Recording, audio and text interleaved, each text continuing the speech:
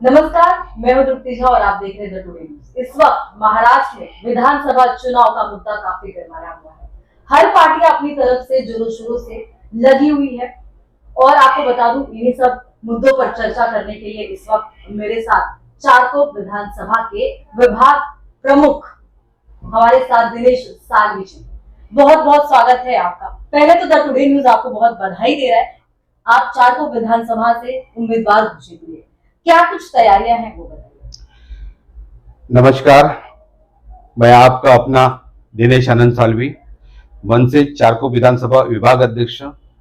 मेरा जन्म ही चारकोप विधानसभा में हुआ है और गए 18 साल से पार्टी के माध्यम से लोगों का काम करते आ रहा हूं।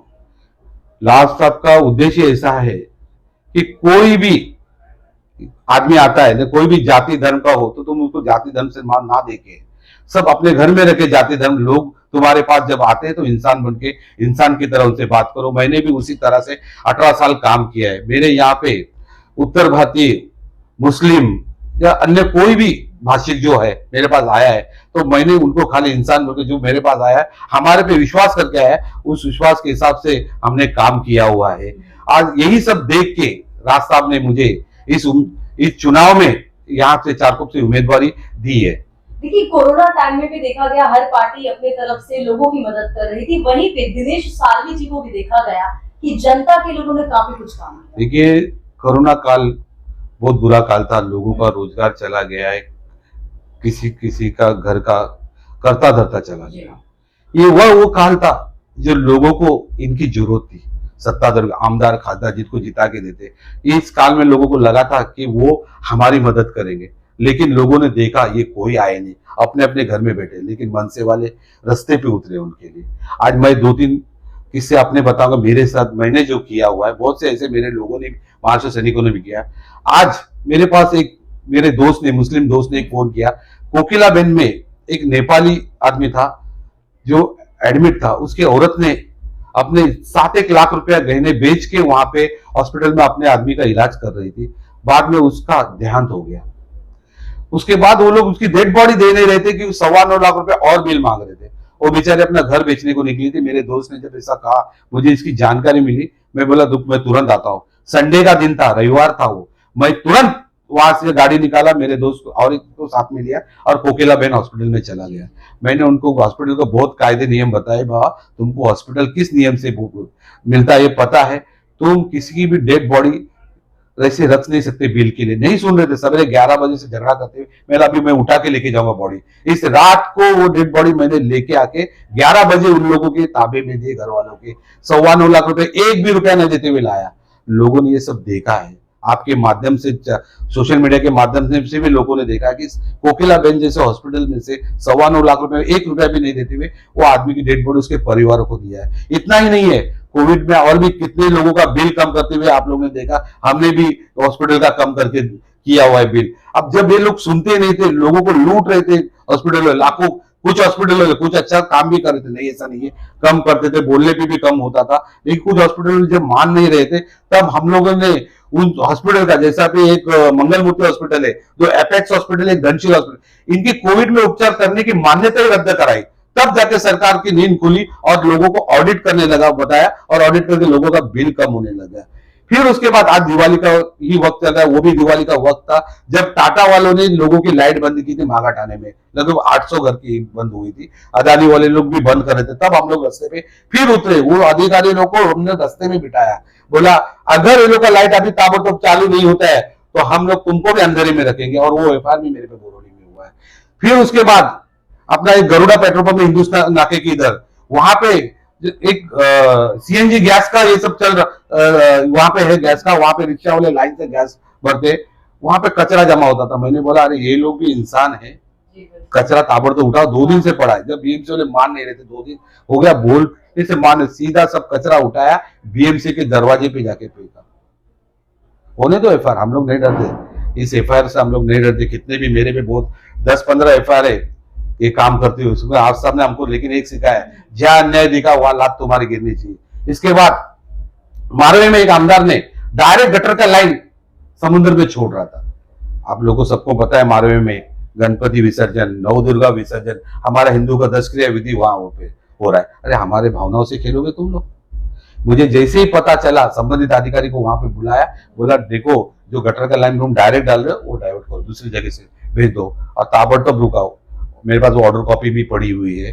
ताबड़तोब उसी दिन वो लोग ने वहां का काम बंद करके दूसरी जगह से वो लाइन छोड़ा। तो इस तरीके से जब काम हमने किया है, ये लोग देखेंगे कि नहीं? इस बार जरूर, इस बार लोग देखे। जब जरूरत थी इन लोगों की, कि कोविड के काल में लोगों को पता चला है कि ये आमदार खासदार हमने जो चुने हैं ये हमारे लिए आने चाहिए, नहीं, उस वक्त मनसे वाले आए। और लेकिन लोग ये जानकारी बोले ना, लोग इसकी जानी हम लोग में बोलते हैं, तो लोग ये समझ रखेंगे नहीं, इस वक्त मनसे को वोट देना चाहिए, क्योंकि हमारे बुरे वक्त पे मनसे ही रास्ते पे उतरी थी। और यही वजह शायद आप स्लम एरिया में भी अगर कुछ लोगों की समस्या होती तो शायद आप टाइम पे वहां पे पहुंच जाते। जरूरी स्लम में बहुत बड़ी समस्या है। अभी देखो, ये लोग बोलते थे एक तरफ मैं 2 करोड़ नौकरियां दूंगा, 15 लाख घर तुम्हारे अकाउंट में डालूंगा। हुआ? लास्ट में चुनाव जीतने के बाद क्या बोले? ये सब तो जुमले हैं, चुनावी जुमले, ये सब बताने के बाद ही लोग वोट करते हैं। तो लोगों को पता है 2 करोड़ नौकरियां कहाँ है, दिया नहीं दिया। अरे यहाँ है वो रोजगार जा रहा है। आपको मैं बताना चाहता हूँ, ये चारकोप इंडस्ट्री, आज जो चारकोप एरिया है, ये हमारी एक पहचान थी। मैं यहाँ पैदा हुआ, पढ़ता था। जब मैं कहीं दूसरी जगह जाता था और पूछता था कहाँ पे रहते हो, चारकोप, लोग तुरंत चारकोप इंडस्ट्री स्टेट पे रहते, तो चारकोप औद्योगिक वसाहत मराठी में बोलते, वहां पे रहते हो। तो ये हमारी पहचान थी। मुझे कुछ काम नहीं, आज मेरे पे लगभग 10 केसेस है। तो क्या मेरे को कुछ खुशी है? केसेस लोगों के लिए जब अन्याय हो रहा है तभी उतरा है, तब मेरे पे बने ना। ये लोग जानते हैं कि ये इसका जन्म इधर हुआ है, ये हमारे लिए जरूर लड़ेगा, ये हमारी चारकों की आवाज, हमारी आवाज बन के विधान भवन में जाएगा और हमें न्याय मिला के देगा। और साहब ने एक ही कहा, जहां अन्याय अगर गलत दिखे वहां तुम रुकने नहीं चाहिए, वहां तुम्हारी लात गिरनी चाहिए, लोगों को न्याय मिला के दो। फिर वो कोई भी जाति धर्म का तुम्हारे पास न्याय मांगने आया होगा, और उसी ढंग से काम किया मैंने। इसलिए आज मेरे एरिया में जाओ आप, उत्तर भारतीय मुस्लिम या अन्य जो समाज उधर, ये भी मुझसे उतना ही प्यार करते। नहीं, दिनेश अपना लड़का है, अपना घर का लड़का है, उस हमारे लिए कभी भी उतरता है। तो वो लोग आज उस तरीके से आज मेरे लिए को सहयोग करने के लिए आज रास्ते में उतरे हुए।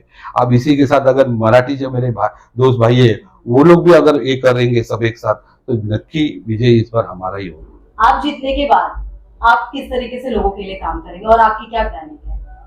देखिए, मैं जीतने के बाद लोगों को सबसे पहले तो यहाँ की जो युवाओं को जो समस्या है, रोजगार है, जो चारकोप इंडस्ट्री स्टेट है जो बंद पड़ी हुई है, जिस संकल्पना से बनाई गई थी कि यहाँ के युवाओं को रोजगार मिलेगा, लेकिन आज क्या है, रोजगार बंद हुआ है। लोग ध्यान दिया है, जो जितनी बार आज 3 बार आमदार बने हैं, जीते, इनकी सत्ता राज्य में है, केंद्र में है, क्या कर रहे हैं? तो सबसे पहले तो यहाँ की जो युवा को नौकरी मिलने के लिए ये जो कंपनियां है, जो मेरे इधर बड़ी तादाद में 500 के लगभग कंपनियां है, इनको पूर्ववत चालू करना है कि लोगों को यहाँ का रोजगार मिले।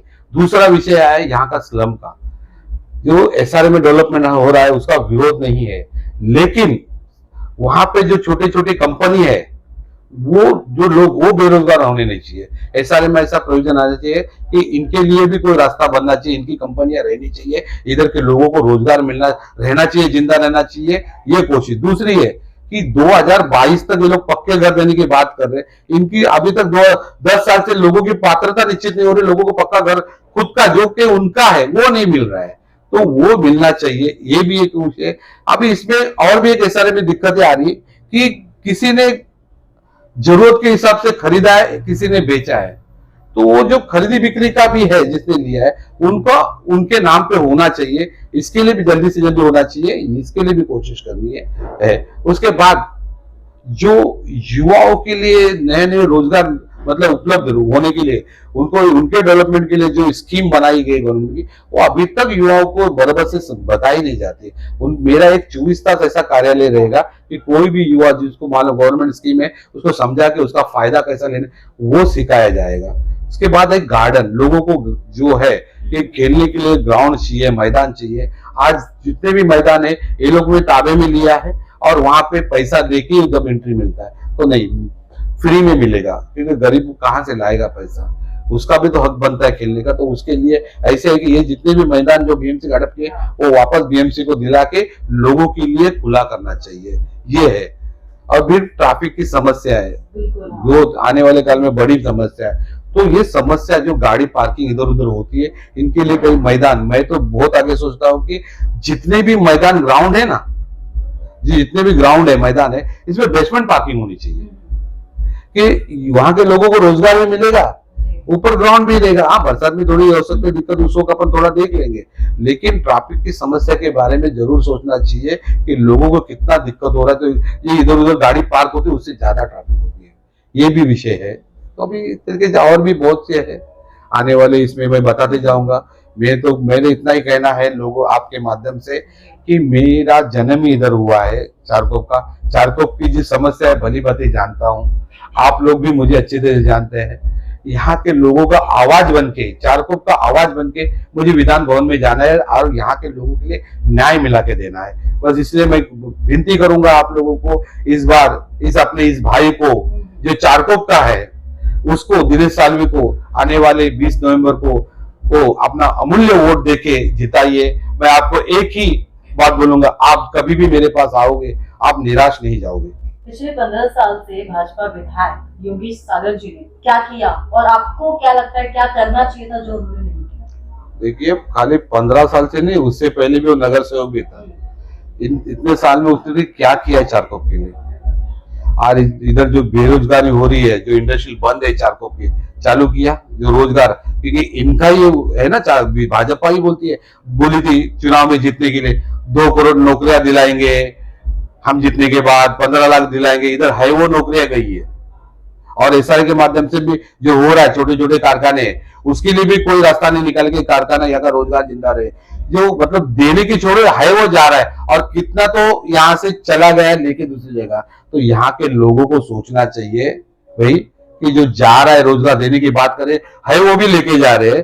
तो यहाँ पे तुम लोग सब लोग रह रहे, तो इनको अभी जगह दिखाओ कि बाबा तुम लोग ये झूठे आश्वासन अब नहीं चलेंगे, ये तुम्हारे जुमले भी नहीं चलेंगे। अब बदलाव जरूरी है, परिवर्तन जरूर होने वाला है और ये लोग जरूर परिवर्तन लाएंगे, क्योंकि ये जानते हैं कि अब इनके आश्वासनों में नहीं चलना है, इनके जुमलों को नहीं देखना है। और यहाँ का जो स्थानिक जो है, जो यहाँ पैदा हुआ है, जो हमेशा ना आमदार है, नगर से कुछ नहीं, तो भी इनके लिए रात दिन दौड़ता है, ना जाति देखता है ना धर्म देखता है, उस सबसे काम किया है। ये तो आपको पता है, ये खाली एक अपना ही लेके चलता है। लेकिन इसके अपने लोग भी को जब जरूरत थी कोविड के वक्त, वो कोविड के वक्त उनको बेड हमने दिलाए है। आज कितने तो उनके समाज के लोग मुझे मीटिंग में बुलाते हैं कि नहीं इस बार, क्योंकि जब जरूरत थी हमको, हमारी जरूरत कोविड में हमें भी नहीं लगा था कि हमको कभी जरूरत पड़ेगी, हम पैसे से, लेकिन नहीं, जब कोविड का वक्त जब चल रहा था, जब आमदार खासदार की जरूरत थी, नगर से भी जरूरत थी, तब वाली मन से रस्ते पे उतरी थी, कहीं बेड दिलाओ। आज शताब्दी हॉस्पिटल जैसा 36 बेड का एक वार्ड को लॉक मार के रखा है। अरे 36 लोग तो उधर इलाज कर सकते थे, जगह पे एक मेरा ऑफ हो गया जो ये आपघात कक्ष जो इसमें था, जिसके तो उस हिसाब से आप देखो, सीधा मतलब एक मर रहा जगह पे उपचार के लिए आ रहा, वो मर रहा और बेड खाली है इधर।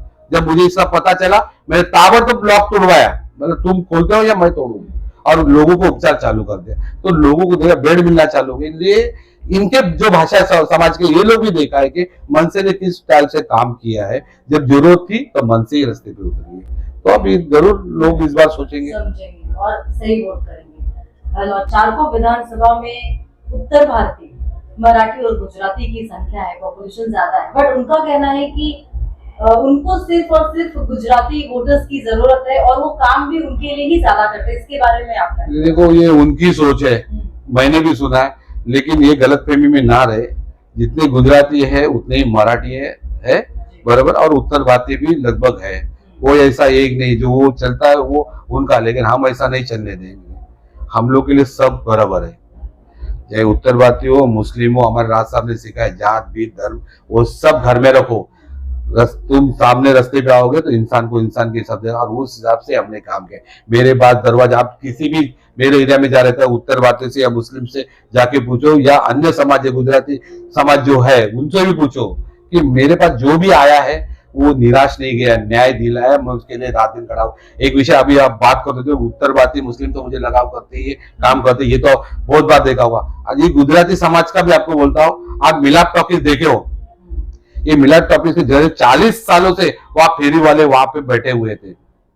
वहां से एक दिन वहां पे ही गुजराती एक आदमी जिसका पीछे बिल्डिंग में घर है गेट से, एक गाड़ी जाने नहीं दे रहे थे उसकी, वो हॉर्न मार रहे कब से, एक फेरी वाले ने सीधा सांभर उसके मुंह पे फेंक दिया, एक गुजराती। तब ये सब गुजराती वाले मजेटिया नगर में ऐसा किस्सा हुआ था। हमारा शाखा अध्यक्ष अरुण गुरुले वहां पे पहुंचा, रात में उनके लिए लड़ा, फिर बाद में मेरे पास विषय है, लगभग महीना भर हम लोग वहां खड़ा रहे, वो सब फेरी वाले को हटा दिया जो 40 साल से वहां बैठे थे। हम लोग बोले इनको दूसरी जगह शिफ्ट करो, क्योंकि इधर 2 हार्ट का हॉस्पिटल है, एक टूंगा है, एक सिद्धि विनायक हॉस्पिटल है वहां पे, ये लोगों को दूसरी जगह करो यहाँ पे। तो ये तब मजेटिया नगर के आप जाके पूछो, मजेटिया नगर के जो गुजराती भाषिक है, जो राजस्थानी भी वहां पे रहते, वो लोग देखे कि 1 महीना हम लोग रास्ते पे वहां पे उनके साथ खड़े।